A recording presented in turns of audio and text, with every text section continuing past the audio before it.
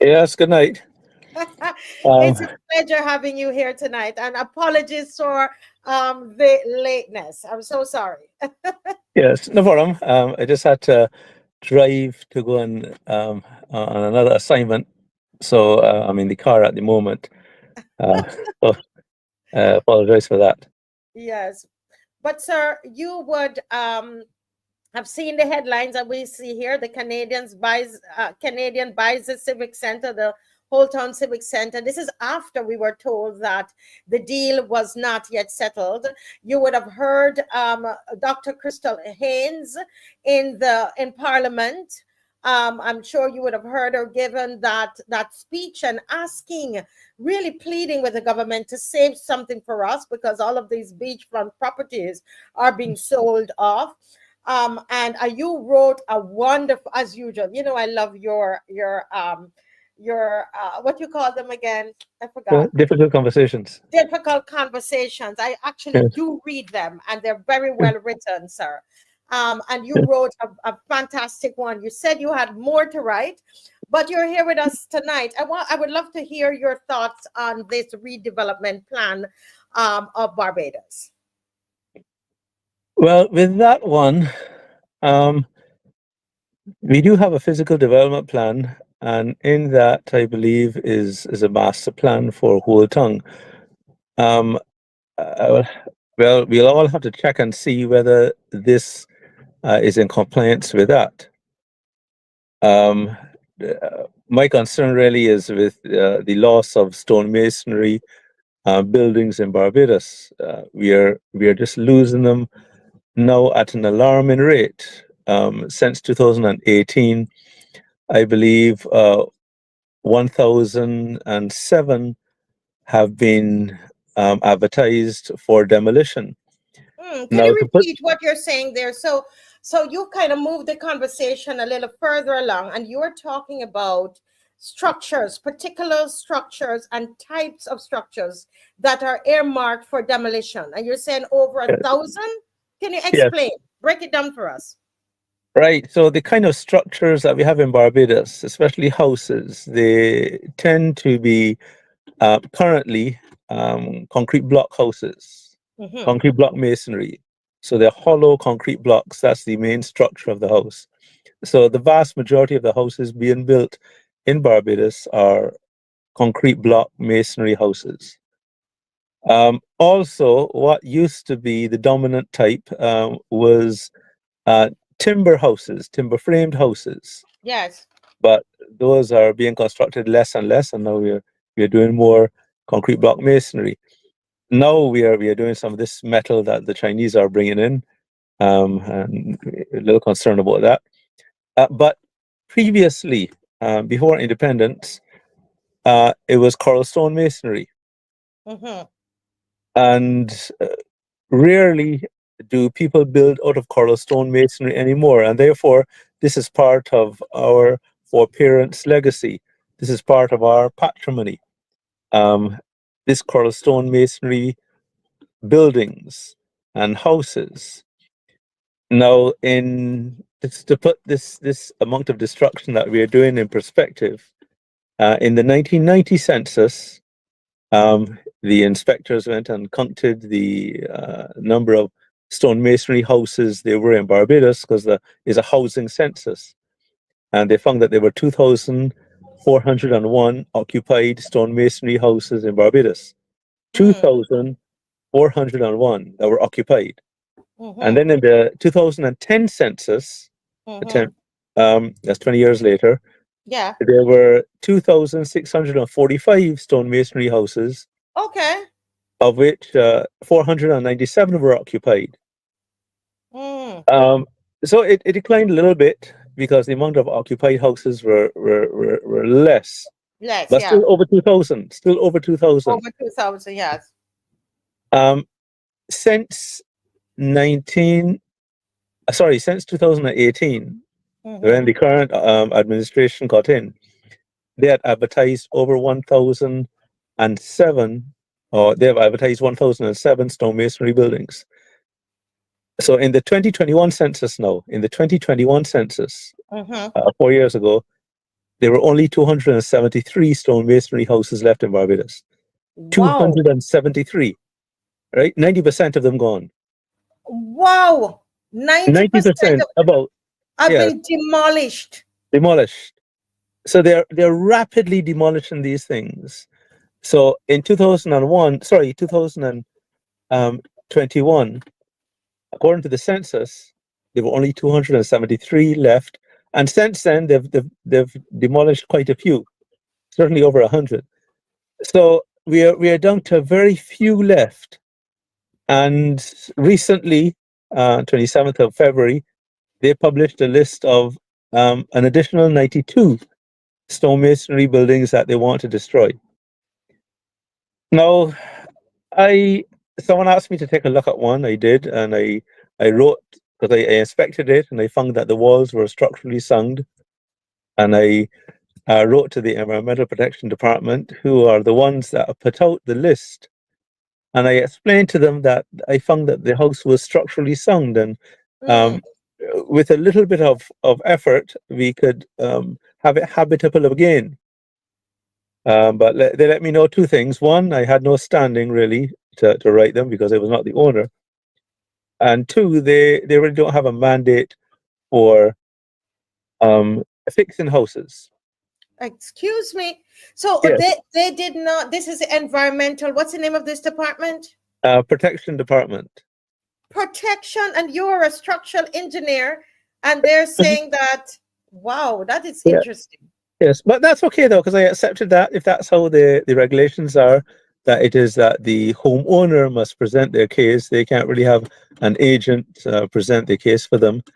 Well, fine, but that's harmful then to really elderly persons who may not know that they are persons willing to advocate on their behalf. Nevertheless, on the 5th of March, 2025, in the nation, the Environmental Protection Department explained finally their conditions, their well, why they would demolish something. They said that they were doing it in accordance with the Health Services Act, Chapter 44, Section 11A, to control breeding sites for rodents and mosquitoes. So they also defined their definition of a derelict structure. So I quote, if it meets one or more of the following conditions and is likely to cause a nuisance. So the conditions are, it's unoccupied, or the ceiling has collapsed, or the galvanized roof is corroded, or there is debris, or it is harboring undesirables, I guess barrows, whatever, or there's litter, or they're missing doors, or they're rodents, or there are structural cracks in the ring beam, or there are structural cracks in the vertical walls, or there are termite infested rafters, or there are termite infested support members. I mean, so you just need to get one of those. And only one. I mean, that's like just about every house in Barbados probably has one of those things. Right. And it is likely to cause a nuisance. Not that it causes a nuisance. It's likely to cause a nuisance. I mean, this is alarming. So I decided to read the Health Services Act. And it says something completely different. It says that the minister is supposed to list a set of works that must be done on the property. Now, if they are not done, then the minister may cause them to be done and recover the costs either from the owner, or if the owner won't pay, then the minister takes possession of the property and sells it by public auction. And if there's any surplus left, that goes to the owner. So I don't. So nowhere in here is there this quest for demolition. The minister must identify the works that must be done to address the problems with mosquitoes or with rats or nuisances, and have them addressed by letting the homeowner do them. And if the homeowner doesn't do them, then the minister gets someone to do them, Mm. and therefore that's a debt then to the state, and the homeowner now must pay that debt. And if they can't pay that debt, then you sell the property, which is already in good shape because it's been fixed. The minister got it fixed, got the problems dealt with, and therefore it is now livable again, it's habitable. And then they sell it by public auction, and therefore the highest bidder is the one that will get it. And if there's any surplus, which there's likely to be because you're selling a property, maybe you get $200,000 for it, and you only spent maybe $20,000-$30,000 in the fix up, plus another $5,000-$10,000 maybe to organize the auction. So the majority of the money will then go to the homeowner, which the reason why they couldn't fix it is probably because they didn't have any money. Right, in the For the first elderly place. person. But again, nowhere in here are we demolishing. So I'm not sure why we are demolishing all of these buildings, and now we only have 273 left. But And again, much less than that. 2,645 in 2010. In 2018, we had up to over 1,007. Is that true? No. Right. So the last census, before this last one, then 2010, the 2010 census, there were 2,645 right. stone masonry houses in Barbados. Now, 497 were unoccupied. So there's then 2,100 and maybe 42 houses that were occupied. Then from 2018 to present, we have demolished 1,007. That we have. I think the whole thing. So, guys, did you hear that? They demolished about half of them. Years. Right. So since this government got in, we demolished half of them. But that would mean that the last government demolished almost the other half, because there's only 273 left. But why do you think we are doing this? Because I would think that we are going to try to preserve some of this. When I go to Cuba, Mr. Phillips, I don't know if you've been to Cuba. I've heard of the marvelous architecture. Oh my gosh! When you go to Cuba and you see this, that's the attraction in Cuba of Cuba. Yes. You see the architecture. You see when you pass and you see the Parliament building here in Barbados, and you see these kinds of structures and so on. It is so beautiful. So why do you think we are really trying to do this? We've seen that it's really not part of the Health Services Act. So what are we doing here? Well, maybe they have some regulation that I'm unaware of. I tried calling them, but because they left a number there for you to call. It was actually published in the paper, and I called it, and no one answered. So I'm trying to find out on what basis are they demolishing? Who gave them the go ahead to demolish? We need more housing in Barbados. So that's a fact. We need more housing. The Ministry of Housing, they plan to build like 10,000 houses. So there is a need for more housing. These houses already have good quality footings. They have structurally sound masonry walls, stone masonry walls. They have structurally sound floors. The only thing that needs to go really is the roofs, because they are probably termite ridden. So you just have to protect the walls, strengthen the walls, plaster them, and put on a new roof. But so therefore the house has value. And it costs a lot less to just strengthen the walls and put on a new roof than to construct the footings, which are already there, the walls, which are already there, and the floors, which are already there. So we're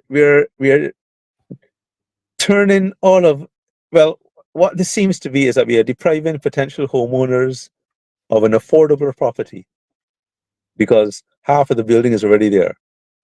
And we're also because it's already there. Therefore, the homeowner doesn't have to spend all of that money in rebuilding footings and walls and floors. They just have to maybe plaster them if they wish.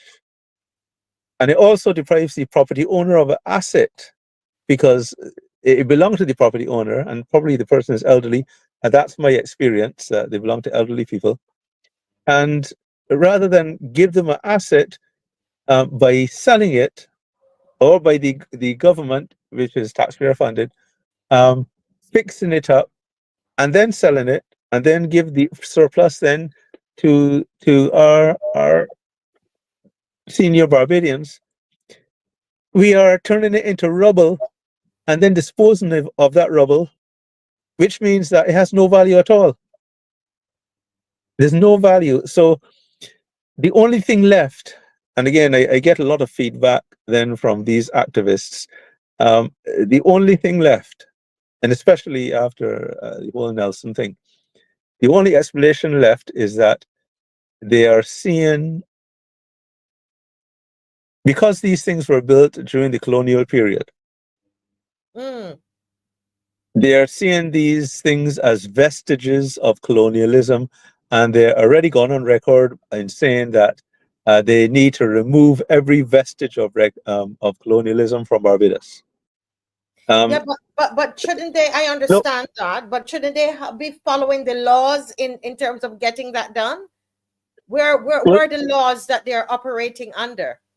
Yes, well, the only way that the only loophole there is if the minister has decided that the only work that needs to be done is to demolish it, which means that they definitely have to get a structural engineer to go and inspect it, but that becomes a structural matter. And a lot of these things are structural matters. A lot of these issues that the EPD have listed: structural cracks in the ring beams, structural cracks in the vertical walls. So I guess what they mean is vertical cracks in the structural walls. So quite a few of the things are engineering matters, but they clearly, I don't think they have any engineers that went and looked at these things. I'd be very surprised if they do. So yes, it's a concerning thing, and I think that the minister needs to really get involved and make sure that the law as written is followed, which is, we already pay taxes, therefore use some of that money and fix these buildings so that at least we still have them before we have none left. So let me ask you something. If that elderly person's house is demolished, that's the end of it? I mean, they get nothing for it? That's what it seems. They get nothing because it's not sold. According to the law seems to be a good law, a very good law, so that if the person simply cannot afford to upkeep the place and it is now it's not habitable and it is just run into ruin, then we, the people of Barbados, have agreed to fix that house. And if the homeowner cannot pay for the repairs, then, well, you sell it, and by public auction, not any secret sale, you sell it by public auction to the highest bidder, and then the money is spent to pay the government back the debt and to give the surplus then to the elderly persons so that they can live out the rest of their lives But that sounds in happiness. reasonable. But that Of course, sounds reasonable. the law is reasonable, so I don't know what they're doing. I just don't understand what they're doing. So someone hopefully could just inquire, or maybe they could just come out public and say, all right, this is the law that we are following, because it clearly cannot be Section 11A of Chapter 44 of the Health Services Act, because that requires the minister to fix the building and then recover the cost from the homeowner, either directly or indirectly through a public auction and sale. Wow. So I'm concerned. Folks, what do you? I want to talk to the viewers. What are your thoughts about what you're hearing here? Here again, we have another the law that you're saying, the Health Services Act, Section 11A, page 44. You're saying? Well, the Health Services Act is called Chapter 44 of the laws of Chapter Barbados. 44. And I'm saying it so that we can go, because we do a lot of education on here. Go ahead. I'm going to go look it up. Health Services Act, Section 11, Chapter 44, to see what it says. And what we're hearing from Mr. Grenville Philips, who's a structural engineer, he's saying, as far as he knows, it doesn't seem as though they're following the law. He doesn't know under what authority they are demolishing these homes, right? Yes, These yes, structures. yes. But again, it may be in accordance with the law if the minister has decided that the only works that need to be done is demolition, which is so discouraging, because one, we lose the property, but two, the poor homeowner gets nothing, as opposed to, let's sell an asset. There's no selling of anything. You just get nothing. So that's not so good. I should note, however, that the Health Services Act, there's also subsidiary legislation, which deals specifically. So you have your main law, and then there's subsidiary legislation, and those deal with the things that the EPD were talking about, which is the mosquitoes. There's a separate legislation. It's called the Health Services Act for mosquitoes, though, for the control of mosquitoes. But there's another one that deals with rodent control under the same Health Services Act, but this is subsidiary legislation. And then there's another one dealing with nuisances. But in all of these require they authorize the chief medical officer to go and inspect the place using their public health inspectors, and to identify, well, is there standing water then for mosquitoes? Is there food around the place for the rats?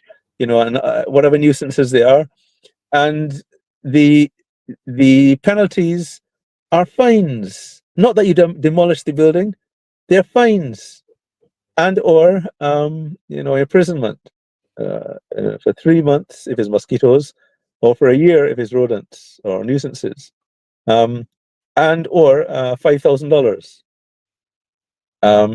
plus $200 a day after the conviction. But again, nowhere there can I find demolishing the building. Right. So I'm concerned about that. Yeah, somebody, as we close, somebody here is saying, but if the building is ugly and is in poor state of repair, it should be replaced with a modern design by Bajan architects. You're a structural engineer. What do you say about this? Well, if the walls are structurally sound, then why not keep them? I'm not understanding. If you ask 100 people, do you think that building is ugly? Some will say yes, some will say no. That's subjective, and therefore you can't say something is ugly. Say it's ugly to you, and maybe ugly to me, but not to the person that built it. No one builds an ugly building, right? They build their dream home. And if their dream home then looks ugly to someone, well, that's them. They can then build what they want on the lot that they want. But this person has gone, found the lot that they want with the views that they want, built the house that they want, and they're happy with it. If they're married and both the husband and the wife like it, well, that's it. Who am I to say it's ugly? So actually, the building that you have shown there, to me, that's a beautiful building, but to some, that's an ugly building.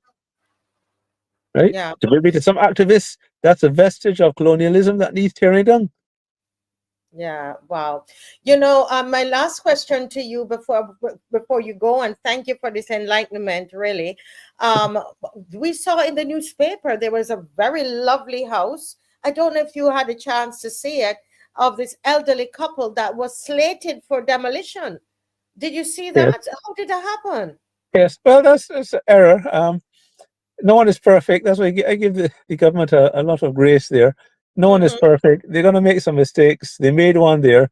I suppose the couple could have contacted EPD and tried to resolve it that way. Maybe they did. Maybe, like me, they called and couldn't get through. So they went to the paper because they were obviously alarmed to see that their property is there, scheduled for demolition. And certainly it probably had one of these things, right? One of these conditions. Um, so the person, so it's either a genuine mistake or it's not a mistake because a person saw that there was maybe a slight crack in the ring beam and decided, well, it met the condition. Right. Right. It was likely to cause a nuisance. Maybe they didn't realize it was occupied. Because It you was said likely. likely. It says Yes, likely. it's too broad. It's too broad a net. It's too Yeah. broad a net. Right. As I said, just about every house in Barbados it could fall under that. Every house. Yes, every house. Wow. So it's too broad a net. It captures everyone. And I really don't like these kind of things where you make everyone guilty so that you don't have to go cap in hand and begging to get some relief from whoever. We shouldn't write laws like this, where we Yeah. make everyone guilty, and then you then have people just as slaves, just begging. So this is not how it should be. Yeah. So, as we close this segment, Mr. Phillips, which has been very, very informative. I want, what do you want to say to Barbadians who are listening? A lot of people are hearing this for the first time because it's not something that you're seeing. The first time I saw was when you wrote about it. What do you want to say to Barbadians who are listening to you tonight?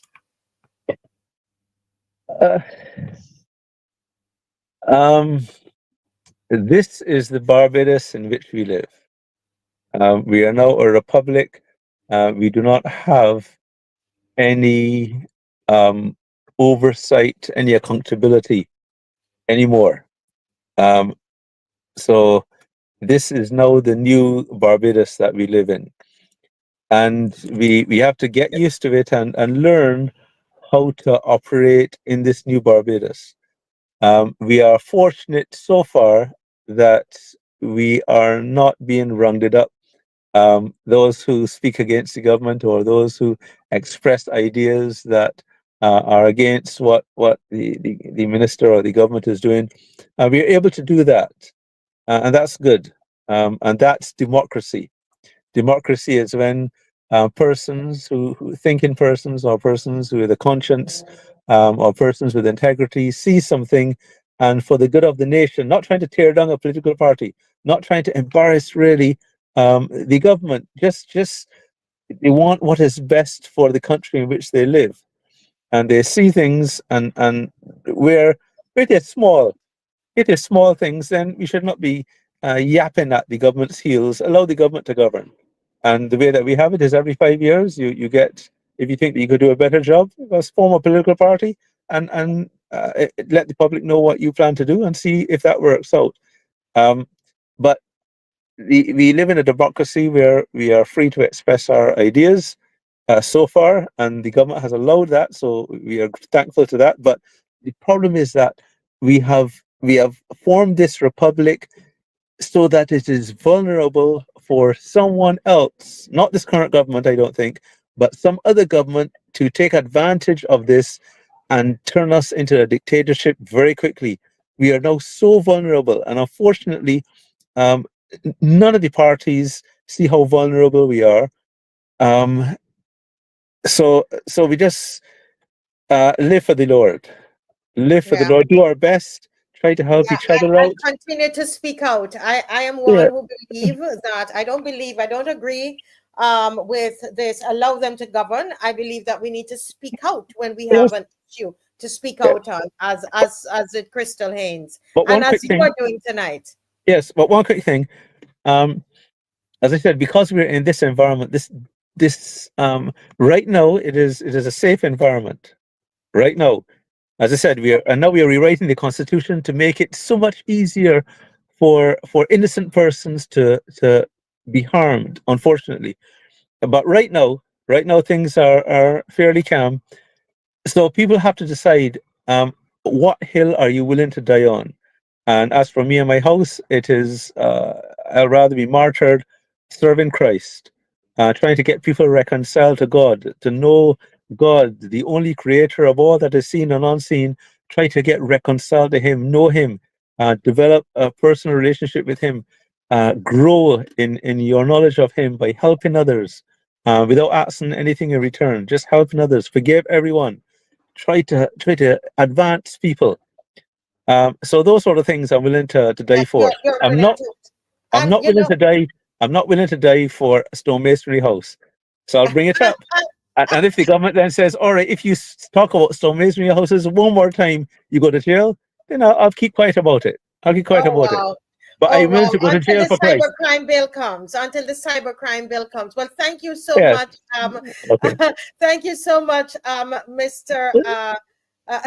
Mr. Grenville Philips, and we hope Yes. this cybercrime bill won't come. So when you are preaching the gospel and it goes Yes. against and hurts somebody's feelings, you're not brought to prison. But thank you Yes. so much for coming out tonight. God bless you. Thank you, and God bless you too.